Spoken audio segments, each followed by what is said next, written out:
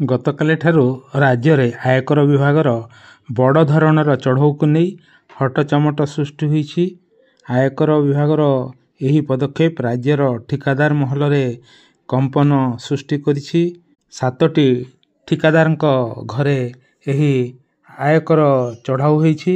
ପୂର୍ବତନ ମନ୍ତ୍ରୀ ନବ ଦାସଙ୍କ ବଡ଼ ଭାଇ ବ୍ରଜକିଶୋର ଦାସଙ୍କ ଘରେ ପଡ଼ିଛି ଆଇଟି ରେଡ୍। ସମ୍ବଲପୁର ସହରସ୍ଥିତ ତାଙ୍କ ଘରେ ଆଇଟି ରେଡ୍ ହୋଇଛି। ସମ୍ବଲପୁର ସହରର ସିଟି ଷ୍ଟେସନ ନିକଟସ୍ଥ ଭଡ଼ା ଘରେ ଏହି ରେଡ୍ କରାଯାଉଛି।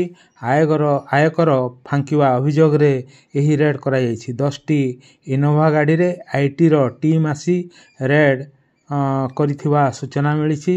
ତେବେ ରେଡ୍ ସମ୍ପର୍କରେ କୌଣସି ଅଧିକୃତ ସୂଚନା ମିଳିନାହିଁ। ତେବେ ଭୁବନେଶ୍ୱରରୁ ପ୍ରାପ୍ତ ଖବର ଅନୁସାରେ ଭୁବନେଶ୍ୱର, ସମ୍ବଲପୁର, ବଲାଙ୍ଗୀର, କଣ୍ଟାବାଞ୍ଜି, ବୌଦ୍ଧ, ସୋନପୁର, ରାୟପୁର, ଝାରସୁଗୁଡ଼ାରେ ଏହି ପ୍ରକାର ଚଢ଼ଉ ସବୁ ଜାରି ରହିଛି।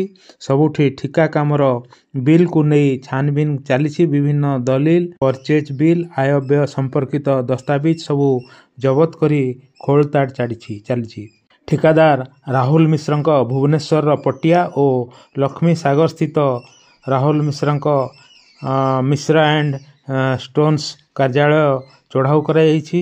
ବ୍ରଜକିଶୋର ଦାସଙ୍କ ସମ୍ବଲପୁର ସ୍ଥିତ ଘର, ବିଜେଡି କନଷ୍ଟ୍ରକ୍ସନ ଅଫିସ ସମେତ ଅନ୍ୟ କେତେକ ଜାଗାରେ ଏହି ଆୟକର ଟିମ୍ର ଚଢ଼ାଉ ଚାଲିଛି।